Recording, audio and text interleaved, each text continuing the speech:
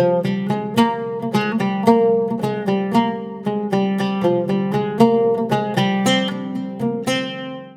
Friends, welcome to great Indian kitchen.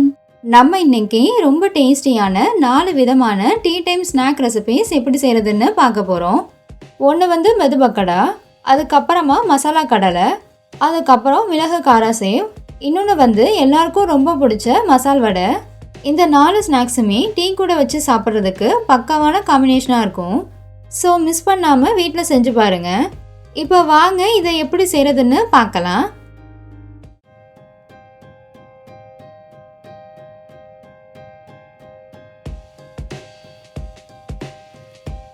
First ஒரு mixing பவுலில் ஒரு அரை கப் அளவு பொடியாக நறுக்கின பெரிய வெங்காயம் சேர்த்துக்கோங்க. சேர்த்துட்டு கை வச்சு இது மாதிரி நல்லா உதிர்த்து விட்டுருங்க.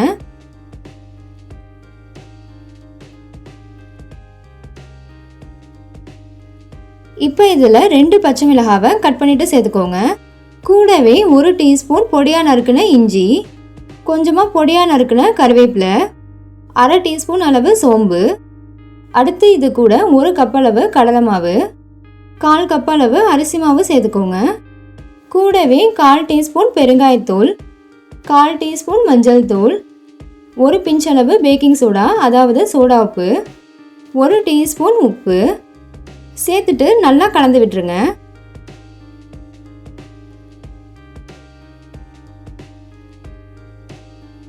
நல்லா கலந்தாச்சு. இப்போ இதில் கொஞ்சம் கொஞ்சமாக தண்ணி சேர்த்து பிசைஞ்சுக்கலாம்.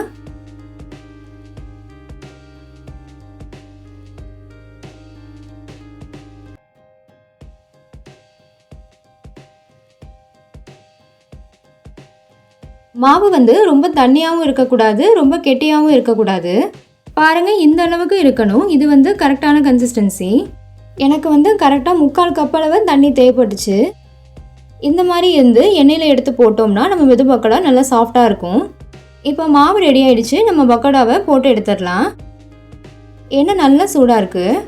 இப்போ ஸ்டவ்வை மீடியம் ஃப்ளேமில் வச்சுட்டு நம்ம ரெடி பண்ண மாவை இந்த மாதிரி சேர்த்துக்கோங்க. இதுக்கு கரெக்டான ஷேப் இருக்கணும்னு அவசியம் இல்லை. நீங்கள் அன்ஈவனாக இந்த மாதிரி ஒரு பக்கோடா ஷேப்புக்கு பண்ணிக்கலாம். முடிஞ்ச அளவுக்கு சின்ன சின்னதாக போட பாருங்கள், ரொம்ப பெருசாக சேர்த்துடக்கூடாது. இந்த மாதிரி சேர்த்ததுக்கப்புறமா ஒரு நிமிஷத்துக்கு அப்படியே விட்டுருங்க. அதுக்கப்புறமா நீங்கள் இன்னொரு சைடு திருப்பி விட்டுக்கலாம். 2 சைடும் திருப்பி விட்டு நல்லா பொன்னிறமாக வர வரைக்கும் பொரிச்சு எடுத்துக்கோங்க.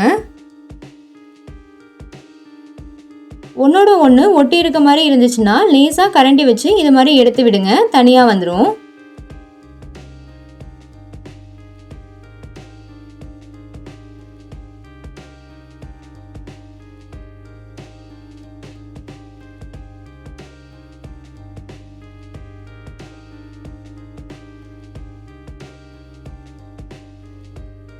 பக்கோடா வந்து நல்லா சாஃப்டாகவும் இருக்கணும், லைட்டாக கிறிஸ்பியாகவும் இருக்கணும்.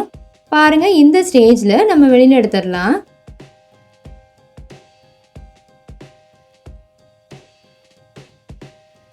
இதே மாதிரி மீதி இருக்க மாவுலையும் பக்கோடா செஞ்சு எடுத்துக்கோங்க. அவ்வளோதான், ரொம்ப ரொம்ப டேஸ்டியான மெது பக்கோடா சூப்பராக ரெடி ஆயிடுச்சு. இதை ஈவினிங் டைமில் டீ காஃபி கூட வச்சு சாப்பிட்றதுக்கு ஒரு பக்காவான காம்பினேஷனாக இருக்கும். மேலே லைட்டாக முறுமுறுப்பாக, உள்ளே நல்லா சாஃப்டாக, ரொம்பவே சூப்பராக இருக்கும். கண்டிப்பாக நீங்களும் நான் சொல்லியிருக்க இதே மெத்தடில் இதே அளவுகளோட இந்த மெது பக்கோடாவை செஞ்சு பாருங்கள்.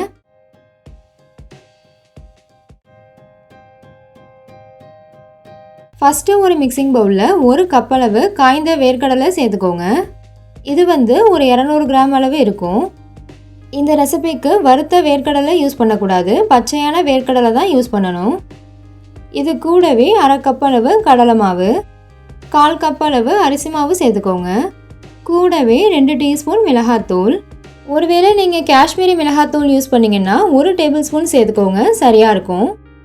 கூடவே கொஞ்சமாக கலர் பவுடர். இது ஆப்ஷனல் தாங்க, உங்களுக்கு விருப்பம் இல்லைன்னா ஸ்கிப் பண்ணிடலாம். அடுத்து இது கூட ஒரு 1/4 டீஸ்பூன் பெருங்காயத்தூள், 1 டீஸ்பூன் இஞ்சி பூண்டு விழுது, 3/4 டீஸ்பூன் உப்பு, 1 டீஸ்பூன் நெய் சேர்த்துக்கோங்க. நெய்யை வந்து உருக்கிட்டு சேர்த்துக்கோங்க. நீங்கள் நெய்க்கு பதிலாக 1 டேபிள் ஸ்பூன் சூடான எண்ணெய் கூட சேர்க்கலாம். சேர்த்துட்டு இதை நல்லா மிக்ஸ் பண்ணிக்கோங்க. இந்த மாதிரி உருக்குன நெய் இல்லைன்னா சூடான எண்ணெய் சேர்த்து மிக்ஸ் பண்ணும்போது பக்கோடா நல்லா மொறுமொறுன்னு வரும். இது ஒரு முக்கியமான டிப்பு.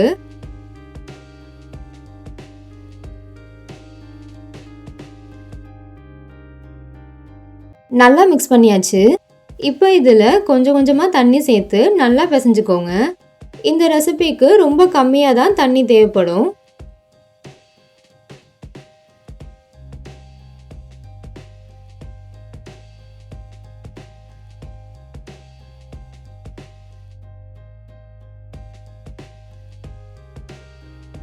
மாவு ரொம்ப தண்ணியாக இல்லாமல் கொஞ்சம் கெட்டியாக இருக்க மாதிரி பிசைஞ்சுக்கோங்க. பாருங்கள், இந்த மாதிரி. இது கரெக்டான கன்சிஸ்டன்சி. இந்த மாதிரி பிசைஞ்சதுக்கு அப்புறமா ஒரு கடாயில் எண்ணெய் சூடு பண்ணிக்கோங்க. எண்ணெய் நல்லா சூடானதும் ஸ்டவ்வை மீடியம் ஃப்ளேமில் வச்சுட்டு நம்ம பிசைஞ்சு வச்சுருக்க கடலையை இது போல் ஒன்று ஒன்றா சேர்த்துக்கோங்க. இந்த மாதிரி ஒன்று ஒன்றா சேர்க்கும் போது நமக்கு டைம் ரொம்ப லேட் ஆகும். அதே நேரத்தில் கையில் எண்ணெய் தெளிக்கிறதுக்கு நிறையாவே சான்ஸ் இருக்குது. ஸோ நான் இன்னொரு மெத்தட் உங்களுக்கு சொல்லித்தரேன்.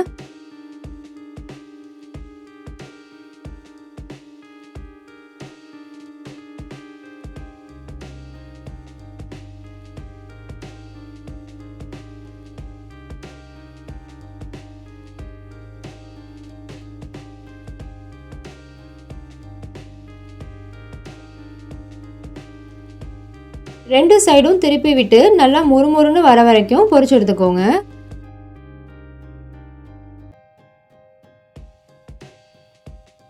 இப்போ பாருங்க, பபிள்ஸ்லாம் நல்லா அடங்கிட்டு நல்லா மொறுமொறுன்னு வந்திருக்கு. இந்த ஸ்டேஜில் இதை நம்ம வெளியில் எடுத்துடலாம்.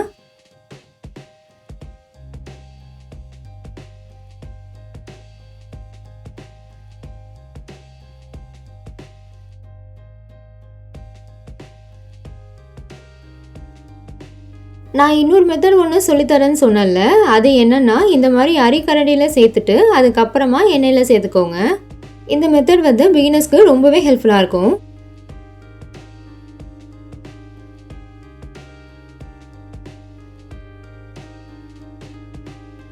ரெண்டு பக்கமும் திருப்பி விட்டு நல்லா மொறுமொறுன்னு வர வரைக்கும் வெயிட் பண்ணுங்க.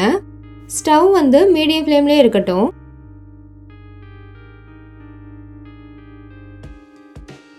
பபிள்ஸ்லாம் நல்லா அடங்கிட்டு கிறிஸ்பியாக வந்ததும் வெளியில் எடுத்துருங்க.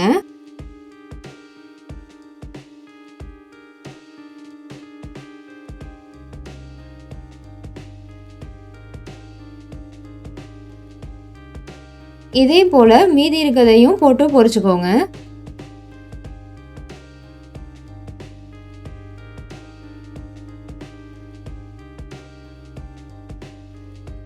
கடைசியாக இந்த எண்ணெயிலேயே ஒரு கொத்து கருவேப்பிலை சேர்த்து பொரிச்சு எடுத்துக்கோங்க. கருவேப்பிலை பொரிச்சு சேர்க்கும்போது பார்க்குறதுக்கும் அழகாக இருக்கும், வாசனையும் ரொம்ப நல்லாயிருக்கும். ஸோ கண்டிப்பாக சேர்த்துக்கோங்க. அவ்வளோதான், நம்ம மசாலா கடலை சூப்பராக ரெடி ஆயிடுச்சு. இது அப்படியே பேக்கரியில் வாங்குற மாதிரி நல்ல முறுமுறுப்பாக ரொம்ப ரொம்ப டேஸ்ட்டாக இருக்கும். ஸோ மிஸ் பண்ணாமல் உங்கள் வீட்டில் செஞ்சு பாருங்கள்.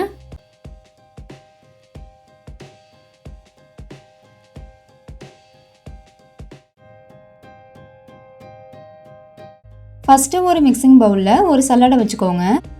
அதில் ஒரு கப் அளவு கடலை மாவு சேர்த்துக்கோங்க. கூடவே 1/4 கப் அளவு அரிசி மாவு சேர்த்துட்டு நல்லா சலிச்சுக்கோங்க.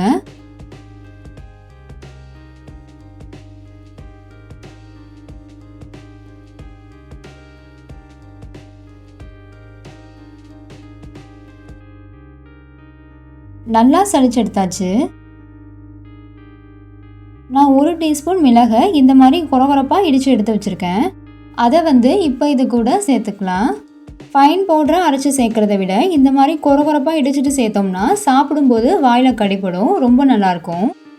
அடுத்து இதில் ஒரு 1/2 டீஸ்பூன் சீரகம். சீரகத்தை கையில் வச்சு இது போல் க்ரஷ் பண்ணிவிட்டு சேர்த்துக்கோங்க. இது கூடவே 1/4 டீஸ்பூன் பெருங்காயத்தூள், ஒரு பிஞ்சளவு மஞ்சள் தூள், 1/2 டீஸ்பூன் உப்பு சேர்த்துக்கோங்க. கூடவே 1 டேபிள் ஸ்பூன் நெய்யை உருக்கிட்டு சேர்த்துக்கோங்க. நீங்கள் நெய்க்கு பதிலாக பட்டர் இல்லைனா சூடான எண்ணெய் கூட சேர்த்துக்கலாம். இப்போ நம்ம சேர்த்துருக்க எல்லா பொருளும் மாவோட எல்லா பகுதியிலையும் படுற மாதிரி நல்லா இது போல் கலந்துக்கோங்க.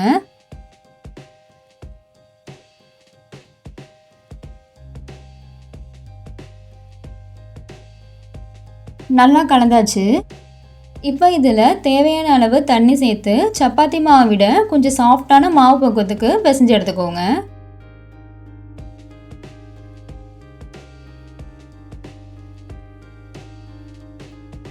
பாருங்கள் இந்த மாதிரி. இப்போ இதுலேருந்து கொஞ்சமாக மாவு எடுத்து சிலிண்டர் ஷேப்க்கு உருட்டிக்கோங்க.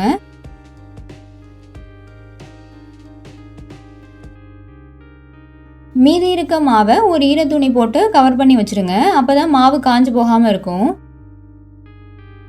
இப்போ காரா சேவ் பண்ணுறதுக்கு இந்த மாதிரி அச்சு எடுத்துக்கோங்க. இந்த அச்சை முறுக்கு உரலில் போட்டுட்டு உள் சைட்லாம் நல்லா எண்ணெய் தடவி விட்டுருவோம். இப்போ இதில் மாவை வச்சுட்டு மூடி வச்சுருங்க. அதுக்கப்புறமா நம்ம காரா சேவ் பண்ண ஸ்டார்ட் பண்ணிடலாம்.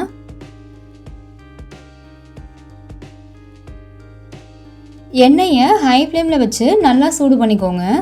நல்லா சூடானதுக்கு அப்புறமா மீடியம் ஃப்ளேமில் வச்சுட்டு இந்த மாதிரி பிழிஞ்சு விட்டுக்கோங்க. நான் வந்து பெரிய சைஸ் முறுக்கு மாதிரி பிழிஞ்சிட்டு ரெடியான அப்புறமா உடச்சிக்க போகிறேன். இது மாதிரி இல்லாமல் சின்ன சின்ன பீசஸாக கட் பண்ணி விடுறதுனால விடலாம். ஆனால் இந்த மெத்தட் வந்து இன்னும் ஈஸியாக இருக்கும்.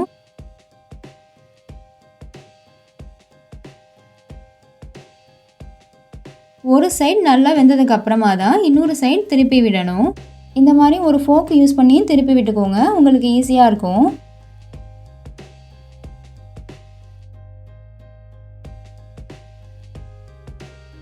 இப்போ பாருங்கள், ரெண்டாவது பக்கமும் நல்லா வெந்துட்டு எண்ணெயோட சலசலப்பு தன்மையெல்லாம் முழுமையாக அடங்கிடுச்சு. இந்த ஸ்டேஜில் இதை நம்ம வெளியில் எடுத்துடலாம். இதே மாதிரி மீதி இருக்க எல்லா மாவுலையும் செஞ்சு எடுத்துருங்க.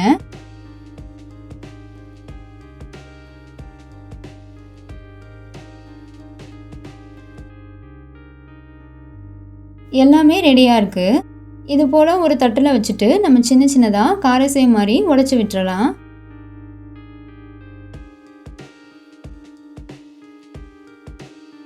அவ்வளோதான், நல்ல முறுமுறுப்பான ரொம்ப டேஸ்டியான மிளகு காரசேவ் சூப்பராக ரெடி ஆயிடுச்சு. கடையில் வாங்கி சாப்பிடாம நம்ம வீட்டில் செஞ்சு சாப்பிடும்போது ரொம்ப ஹெல்தியானதாகவும் ஹைஜீனிக்காகவும் இருக்கும். வீட்டில் எல்லாருமே ரொம்ப விரும்பி கேட்டு வாங்கி சாப்பிடுவாங்க. ஸோ நீங்களும் உங்கள் வீட்டில் கண்டிப்பாக செஞ்சு பாருங்கள்.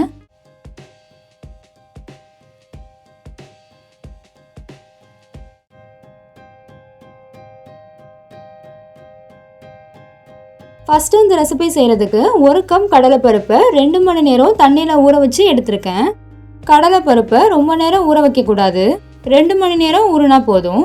ரொம்ப நேரம் ஊற வச்சிங்கனாலும் வடை முறுமுறுன்னு இருக்காது. இப்போ தண்ணியை நல்லா வடிச்சிட்டு எடுத்துக்கோங்க. அதுக்கப்புறமா இதுலேருந்து 2 டேபிள் ஸ்பூன் பருப்பை மட்டும் தனியாக எடுத்து வச்சுருங்க. இது நம்ம கடைசியாக வடை மாவு கூட சேர்த்து மிக்ஸ் பண்ணுறதுக்காக. இது ஒரு ஓரமாக இருக்கட்டும். இப்போ இதை அரைக்கிறதுக்கு முன்னாடி மற்ற பொருளெல்லாம் மிக்ஸி ஜாரில் சேர்த்துருவோம். ஒரு சின்ன துண்டு பட்டை, 2 கிராம்பு, 1 டீஸ்பூன் சோம்பு, 3 வரமிளகாய் சேர்த்துட்டு ஒரு வாட்டி லைட்டாக அரைச்சிருங்க. இந்த மாதிரி கொஞ்சம் கொரகொரப்பாக அரைஞ்சதும் நம்ம ஊற வச்சிருக்க பருப்பை இதில் சேர்த்துடலாம்.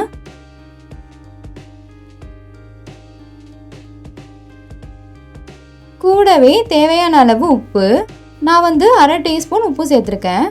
இப்போ தண்ணி சேர்க்காம லேசாக கொரகொரப்பாக அரைச்சி எடுத்துக்கோங்க. பாருங்க இந்த மாதிரி. இப்போ இதை ஒரு மிக்சிங் பவுலுக்கு மாற்றிடுவோம்.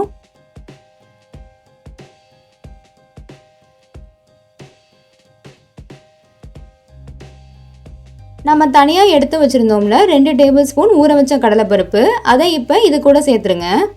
கூடவே ஒரு பெரிய சைஸ் வெங்காயத்தை பொடியாக நறுக்கிட்டு சேர்த்துக்கோங்க. இது கூடவே பொடியாக நறுக்குன 2 பச்சை மிளகாய், 4 பல்லு பூண்டு, 1 இன்ச் அளவு இஞ்சி, 2யுமே பொடியாக நறுக்கிட்டு சேர்த்துக்கோங்க.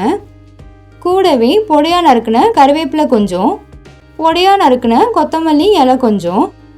கடைசியாக இதில் 1 டேபிள் ஸ்பூன் அரிசி மாவு சேர்த்து நல்லா மிக்ஸ் பண்ணிக்கோங்க. அரிசி மாவு சேர்த்து பண்ணும்போது வடை இன்னுமே நல்லா முறுமுறுப்பாக இருக்கும். ஸோ கண்டிப்பாக சேர்த்துக்கோங்க.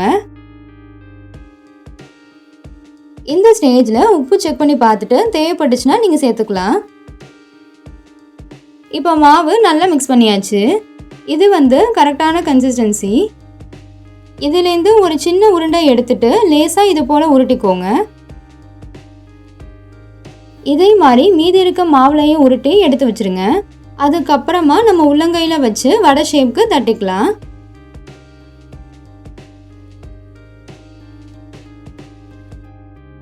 பாருங்க இந்த மாதிரி. இப்போ இப்போ நம்ம எண்ணெயில் போட்டு பொரிக்க ஆரம்பிச்சிடலாம். எண்ணெய் நல்லா சூடாக இருக்குது. இப்போ ஸ்டவ்வை மீடியம் ஃப்ளேமில் வச்சுட்டு இது போல் ஒன்று ஒன்றா உள்ளே சேர்த்துருங்க.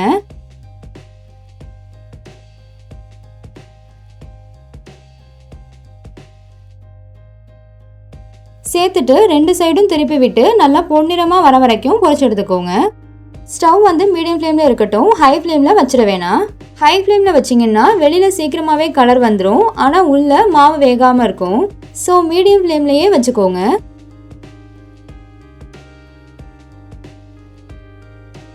இப்போ பாருங்கள், ஒரு சைடு நல்லா கலர் சேஞ்ச் ஆகிருக்கு. இப்போ இன்னொரு சைடு திருப்பி போட்டுட்டு நல்லா வேக வச்சுக்கலாம்.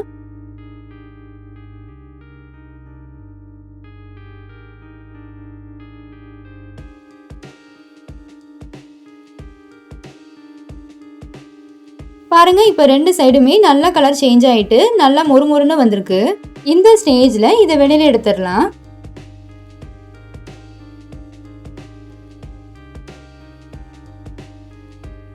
இதே போல மீதி இருக்கதையும் போட்டு பொரிச்சு எடுத்துக்கோங்க. அவ்வளோதான், ரொம்ப ரொம்ப டேஸ்டியான நல்ல மொறுமொறுப்பான மசால் வடை சூப்பராக ரெடி ஆயிடுச்சு. நீங்களும் இந்த வடையை கண்டிப்பாக ட்ரை பண்ணி பாருங்க, ரொம்ப ரொம்ப சூப்பராக இருக்கும். ஓகே ஃப்ரெண்ட்ஸ், இந்த 4 விதமான டீ டைம் ஸ்நாக் ரெசிபீஸ் உங்களுக்கு ரொம்ப பிடிச்சிருந்துச்சுல்ல? பிடிச்சிருந்தா லைக் பண்ணுங்கள், ஷேர் பண்ணுங்கள், சப்ஸ்கிரைப் பண்ணுங்கள். தேங்க்யூ, பாய்.